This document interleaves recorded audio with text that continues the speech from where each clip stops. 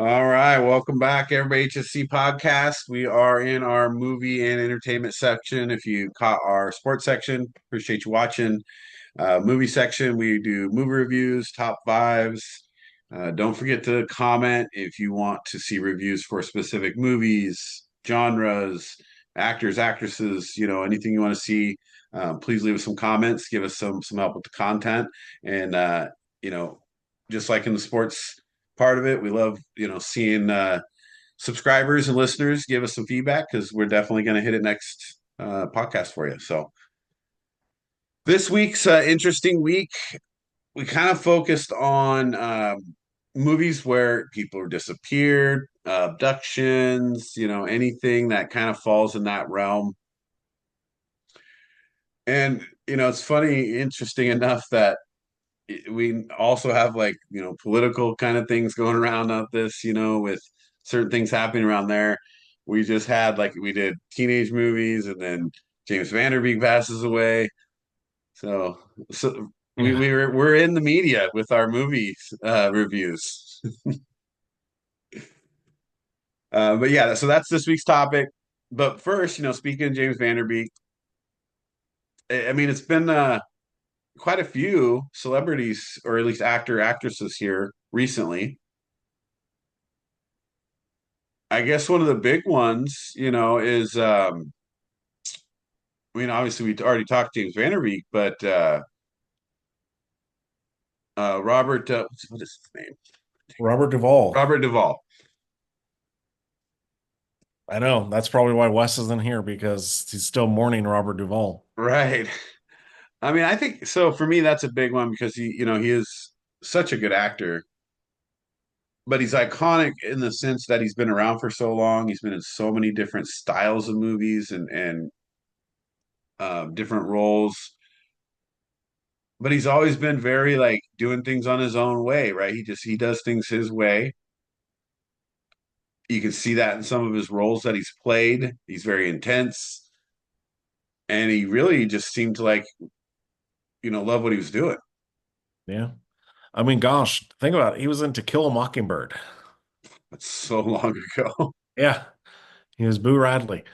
But yes, I mean, got the Godfathers, Apocalypse Now. I mean, we've done a bunch of his movies, Colors, right? I Right. mean, we've, yeah, and then I mean, I know one of your personal favorites, Days of Thunder, Oh right? yeah. You gotta love him in Days of Thunder. But I mean, I do love him in everything. But there's people that are talking about like you hear this all the time. Like you'll say, "Oh, Robert Duvall," and they'll be like, "Oh, Lonesome Dove," and you're like, "Yeah, that too." It's just Yeah. crazy how they keep coming up, and people uh like him for different reasons, or they have their own reasons for this. But when you have that long of a career with that many different movie styles and genres and things, you do become an icon in Yeah. 75 years.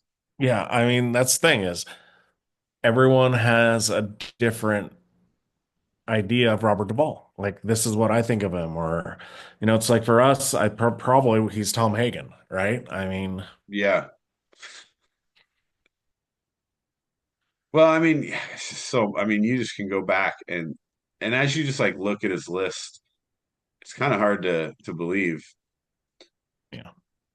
But then, like I said, you had a couple recently as well. Why is it?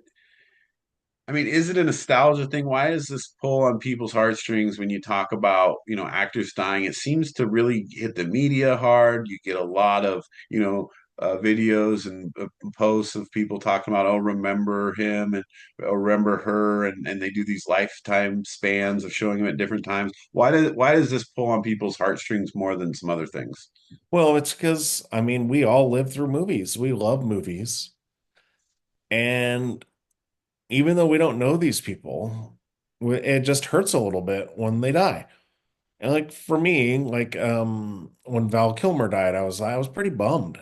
Right. I met him once. He wasn't in good shape, but I was like, well, I met that dude. And then you kind of feel bad because you're like, you think about it's like, gosh, what? like what he did, what Robert Duvall has done throughout his career. Yeah. And then you kind of look at your life and you're like, wow, What have I done? exactly. Well, there is always that, right? There's first the stardom, and you everybody wants to be famous, I think, in some sense, or just you want to do something where everybody knows you, or maybe you want to win the Pulitzer Prize, or the Nobel Prize, or you want to invent something new, or you want to be an actor, or you want to be a sports player, or whatever it is. A lot of people want that stardom. It's the I guess it's the connection to me with actors and actresses that you get because you see them in movies and on screen, and you watch them play out roles in life, roles that maybe you connect with, or maybe you just saw it so many times that you feel that connection. Like, I've seen that movie 20 times, right? You get that connection to them. Well, and that's a segue. I mean, Robert Carradine just died. Dude, Yeah. Revenge of the Nerds. And that's the thing is like for us, like I saw the like it says Robert Carradine passed away, father from Lizzie McGuire, and I'm like, no, dude, he's Skolnick. He's from Revenge of the Nerds. Revenge of the But again, like if you're not a movie buff and you haven't been around as long as we have, that's hard to remember. Yeah, but he's part of the Carradine family. I Right. mean, gosh. And then got the really sad, and that's the thing is so all these are sad, but for Robert Duvall, he was 95. Right. Um, but like Eric Dane Yeah, and from 53. and dying from ALS, right? And And then James Vanderbeek at 48. yeah, yeah, for cancer. Yeah, those are like that's that to me is where it's like heartbreaking because you're like, wow, these people were on top of the world at some time, and even they can get some messed up disease. Yeah, right. And even at a younger age than what you were expecting. And it's hard, I think it's a little harder at that age or older, in our age group or their age groups, that it hits home a little bit more, right? Because you're in that same predicament Right. almost. Right. And it's like some of these, it's like just a flip of a coin. I'm like, okay, you got ALS. Yeah, and you don't know why, or I Right. mean, there's things that you can definitely attest to some of the diseases or just deaths in general, but sometimes you're right. It's like, what did James Vanderbeek do to have colorectal cancer at Yeah. 48 or whatever it is, right? Hmm. It's kind of wild. And it's sad. It is sad. And I think people do gain more of a connection with people on TV, specifically movies, TV shows, things like that. But we always bring this, so this is not nothing new. We try to show our respects and praise people as they pass away in this industry. And to be honest, like, we've seen a lot over the years because all the movies we watched and all the people we follow. It runs pretty deep, right? As far as how many over the years. Hmm. Yeah, that's the thing about getting older. All the like people that you looked up to when you were younger and stuff are passing, they're getting older too. Man, and then yeah, I remember we had Hackman earlier this year. Or was that no, that was late. That was last That was year. 1 year ago. Yeah, Almost exactly. that one hurt a lot. Right. That was a big one too. But again, he was 95, but it's that same thing that kind of we're talking about, is that long history that you have with them. Right. It almost seems unbelievable. So hopefully we're not doing too many of these this year, but we'll always do pay our respects, do some top fives, things like that. But yeah, that's too bad. Weekly movie review. We'll jump into that. We're talking about movies with abductions, people coming up missing, different types. And I just threw this topic out there. I wanted to see how, what kind of movies we get, what kind of differences we would get. And then, there's, I guess, given all the thing that's happening in the world, right now, specifically with what's going on with our government, like, why aren't, people just missing all the time? Like, we got movies about it. Like, what's going on here? Like, what are we doing? So we got three movies that we reviewed. Of course, we usually do three. We don't have Wes here tonight, so we'll do our two and we'll talk about, Wes's. So why don't you lead us off?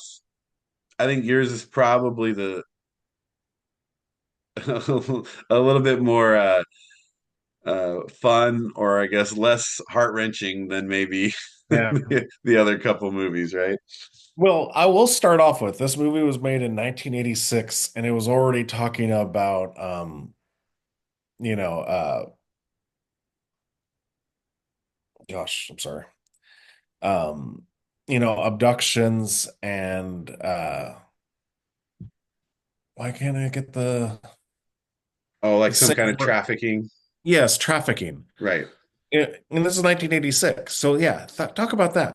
We're talking 1986 and we're still got stuff about trafficking now. Right.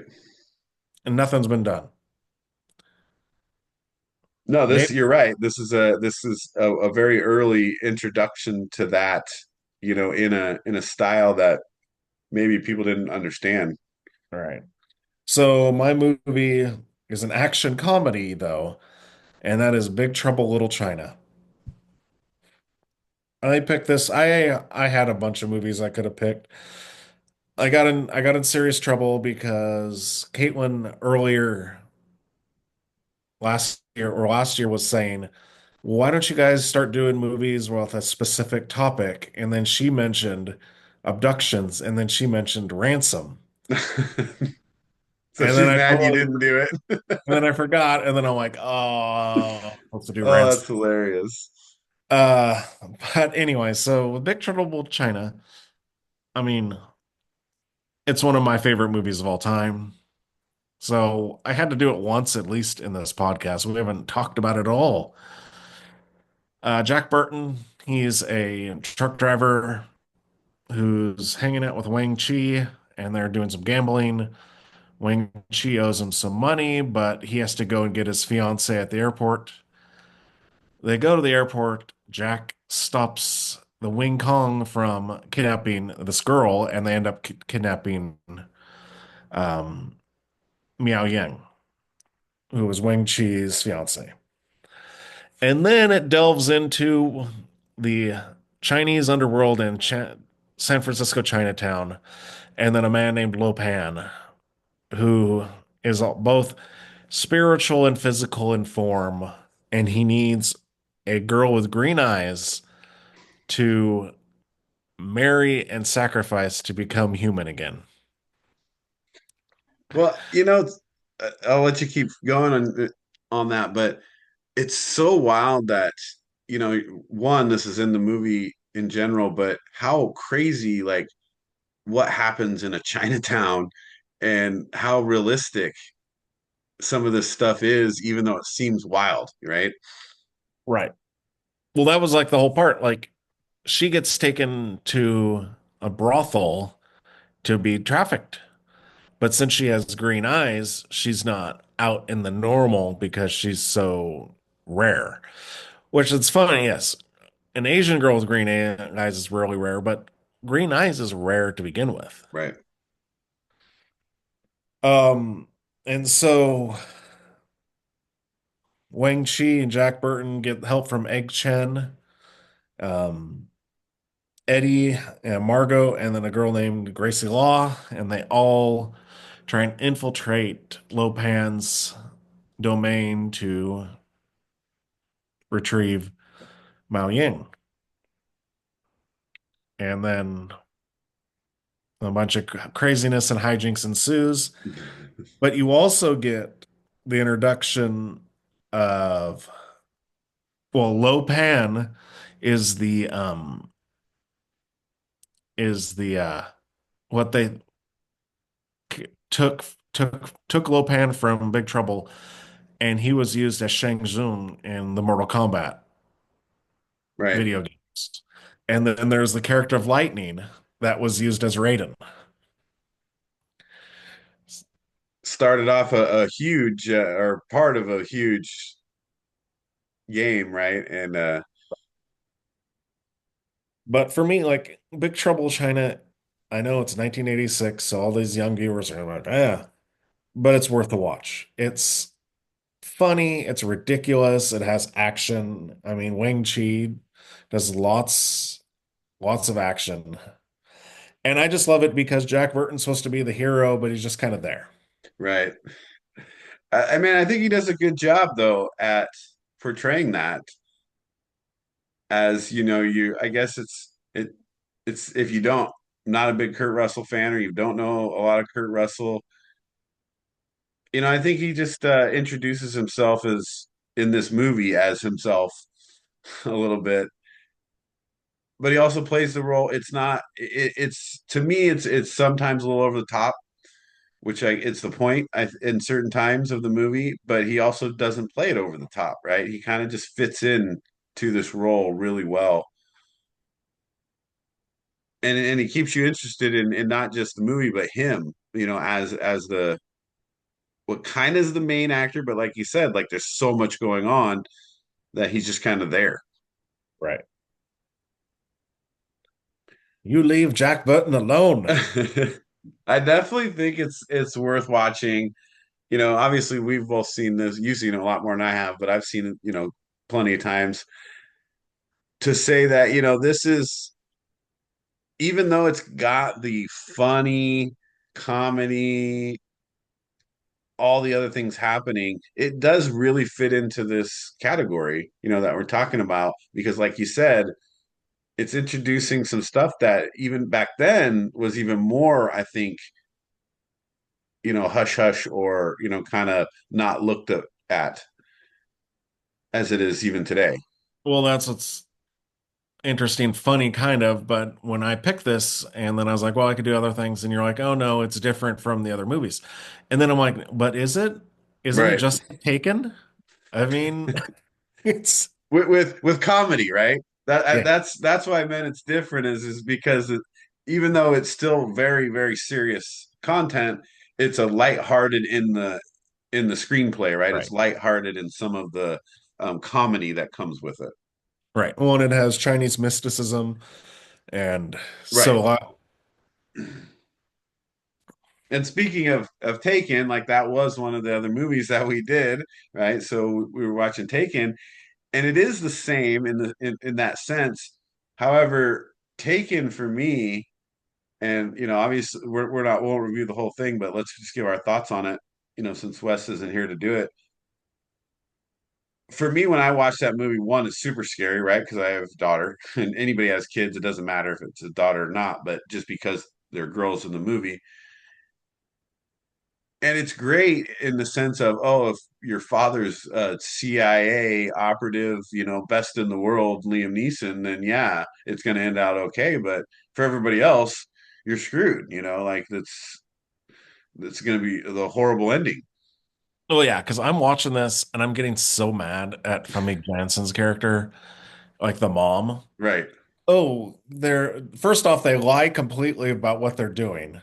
They're going to follow a band on concert all over Europe. right, And they're just teenage girls, three teenage girls by themselves. Right there, it's like, really? yeah, yeah. And then you get into it though, right? So that's yeah, it's very frustrating as you're like, oh man, he told you, he's telling them not to do it, and they already have these other plans, they're lying to him. But then when you see it kind of go down when they come into Paris and they're targeted and they're followed and then they're set up and go on that's for me when the movie turns into this like, man, this is horrible. Like when you think about it, because think about all the groups of people that are out there targeting tourists, young tourists, old tourists, I don't know, probably everybody. But that's when the movie kind of hits the topic, I think, of this is happening, right? This is out there. We're seeing it in many different areas and in different ways that just gets scary at that point. Well, I mean, the elephant in the room of what's going on right now, right? Some kind Right. of island. Yeah. Anybody hear of that guy? And that's the thing, is like you have taken, and the French police know all about it, but they Hmm. do anything because they just take money and look a blind eye. Right. Huh, that's interesting. Very powerful people, blind eye to this trafficking. Interesting. Getting paid lots of money, right? And taking bribes and hiding or shielding people, from obviously Liam Neeson in this sense. Yeah. You got to shield it from him, but just in general, right? That's a yeah. So high level corruption. You got that trafficking angle of it, and then you got, I guess, the third part of it that's hard for me is the family dynamic that they have. And I get it, they're playing him that he's the CIA guy and he's been gone her whole life and da da da da da. But you're right, like it is hard to identify with the mother in this movie because you're just like, man, you're so oppositional, right? Like just work together. It's kind of like Congress, right? It's like work together, guys. Well, that was the whole thing. It was he thought he was having breakfast or lunch with his daughter, and then boom, it was a setup. Right? And It's then the he even ambush, comes back later and he's like, if you would have just talked to me about this, right? instead of like, but then they lied about that too. Man,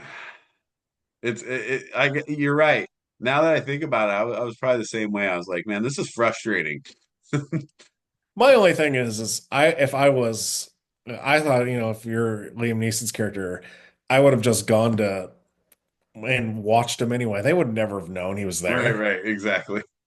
I think it's still for me though, it is a little over the top in the sense where like they takes the phone recording of like the 30, 20 seconds or whatever of her Yeah. screaming, and then all of a sudden he like sends it over his dude and they're like, oh, it's Marco from this town in Albania. And you're like, what? Come on, man. Yeah. Well, I think, didn't they? I thought like in the thing,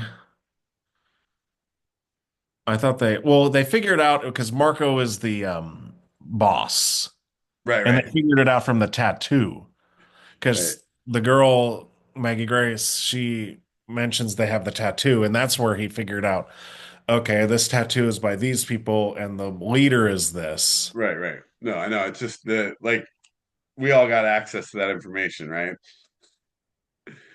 Well, they do though. That's the conspiracy. Well, because the other three, like his friends, were still working. Right, right. So they do have access somehow to get into stuff. Well, I mean, is that the way of the world? Does the CIA have access to everything all the time in any part of our lives? I bet. Hmm. Interesting question. Well, CIA should only for outside the US. FBI Right, would be right. Oh yeah, they're us. not looking at us at all, right? No. That would be unconstitutional. Yeah.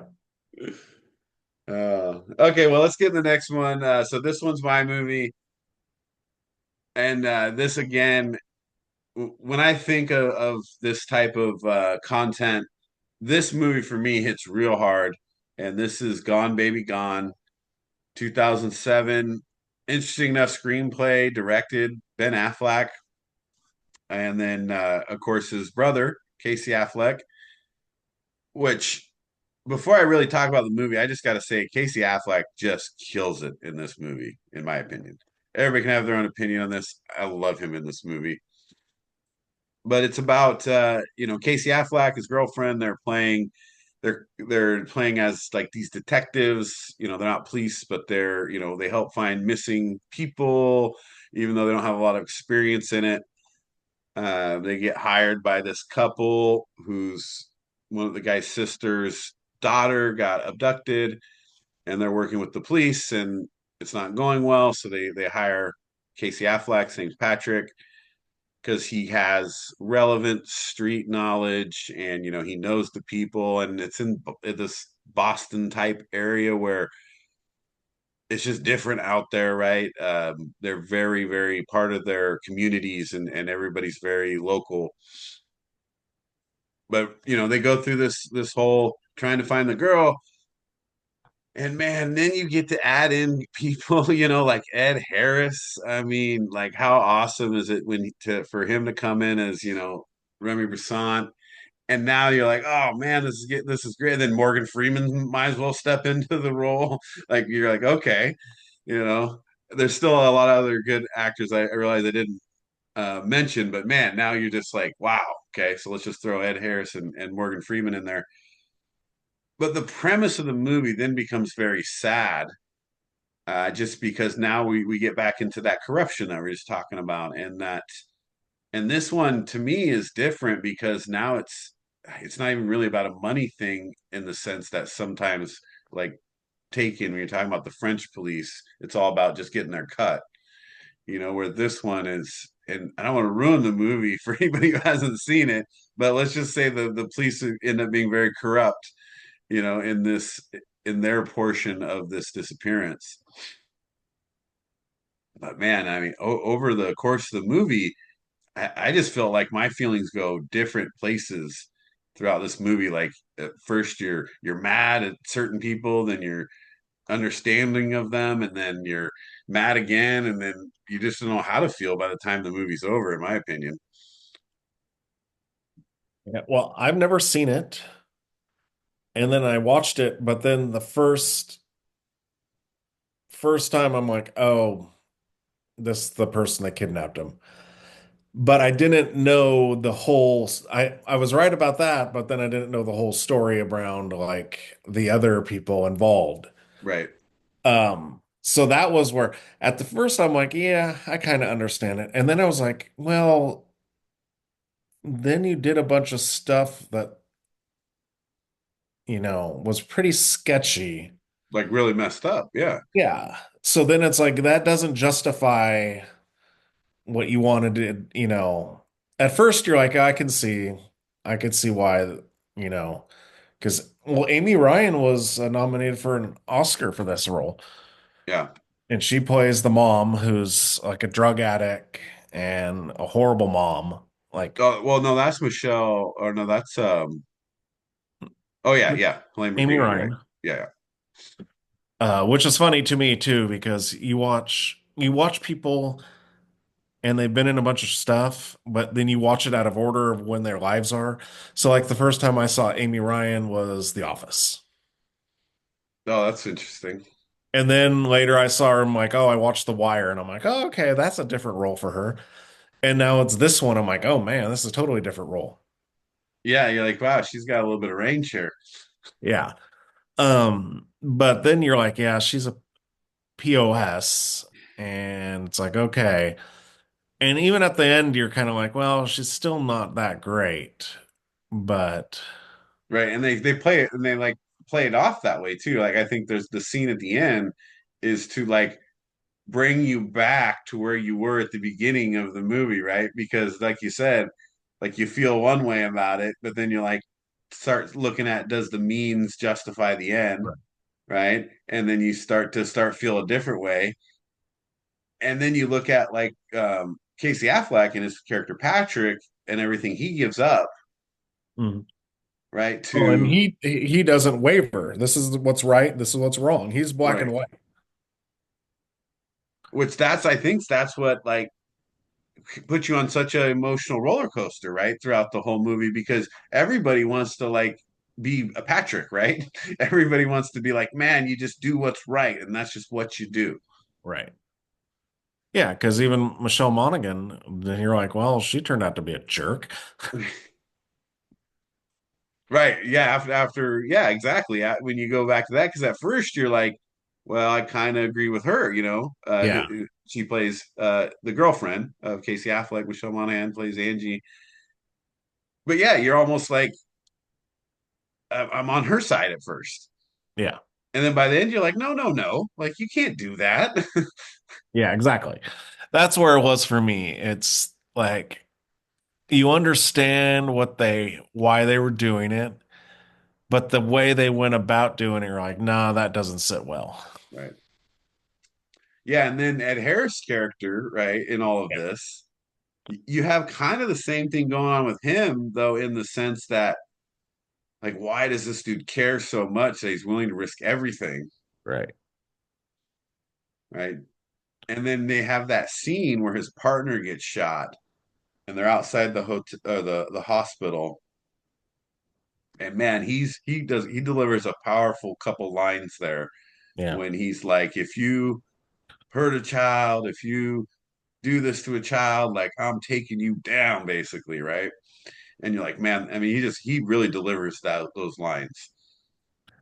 Well, and then it's like I was happy because John Ashton, who was the partner, man, dude, he's Beverly Hills Cop, Midnight Run. Yeah. It was nice to It, see him in another movie. You know, he passed away like last year or the year before. So it's kind of, I was like, oh, that's cool. I hadn't seen this movie. And I'm like, that's another movie with him in it.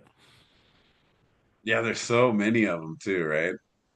In this movie. Like there's just people pop up in this movie. You're like, oh, there's that person. There's this person. Right. Yeah. Well, like, Omar, Michael Kenneth Williams, right? He's just Right. got a little small part, but I'm like, oh, it's Omar. Right. Just pops in for, a couple little parts, but very important parts of the Yeah. movie. I think there's a couple different people like that, that pop in and out of the movie. But also the movie, like it also shows you, and this is what I like about this movie. What I feel like is because it's South Boston, right? But just more of a that neighborhood and what it might be really like, and you would think that Mhm. Ben Affleck and Casey Affleck have a good idea how to write that. Right. And so it was very cool to watch. It's a good movie. Like I said, it's up and down with your emotions anyway. I enjoy the movie throughout. There's a twist that whether you see it coming or not, it's a great twist in the movie. But the twist for me doesn't make it not as watchable a No. second time. It's still a great movie, and if you're not watching every day, you can pick it back up and watch it again. Right.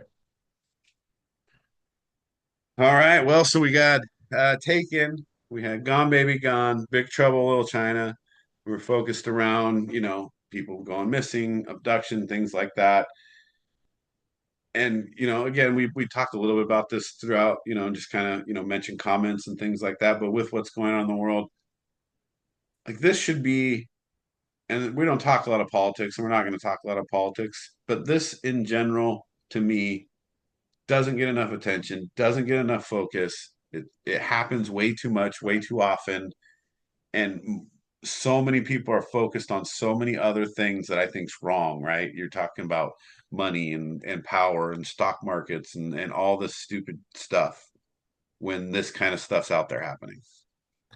Well, yeah. I mean, I have a 9-year old, and when we were 9, our parents were just like, "Oh, just go outside." Not anymore. We have to be like, "Oh, we have to watch you when you're outside." Yeah, And that's not the way it should be. We should be safe in our own neighborhood. We should be safe. I mean, what the Clackamas Town Center has had a bunch of issues of people trying to get being abducted. Just yeah, a mall. Not even like in a nice area too. And it's like, what? We can't just go to the like have teenage girls go to a mall now? right. Or just the normalization of this at all, right? Like Right. if you have this, it's not normal. This is not shouldn't be a part of society, but we live within it. So very it's a little bit of a downer Yeah. subject, but I think we did a good job picking movies that show different parts of it, and hopefully if you're listening, you're watching, leave us comments, but get on the bandwagon. Like everybody I think can join that movement or that thought process of this isn't right, this isn't normal, Yeah. and let's get together and do something about that, right? All right. So as usual, don't forget, leave us some comments. I think we'll have some good top fives coming for different actors and movies. Some we're always though about the reviews though. So if you got some movies you want to throw at us, or actors, actresses, genres, plots, whatever it is, throw in the comments. We got you. I want to see new movies, so people give me some ideas. I know that's the problem. It's like, it's how like you're able to like get throw some new movies at me with the some past podcasts that we've had, but it'd be great if we could get some good ideas coming in here from the crowd. And I'll uh I'll try to short this and get this out there specifically, so maybe even some people in our shorts can say, hey, here's a good genre, here's a good movie, or something like that. Yeah. So appreciate y'all watching. We'll talk to you next time.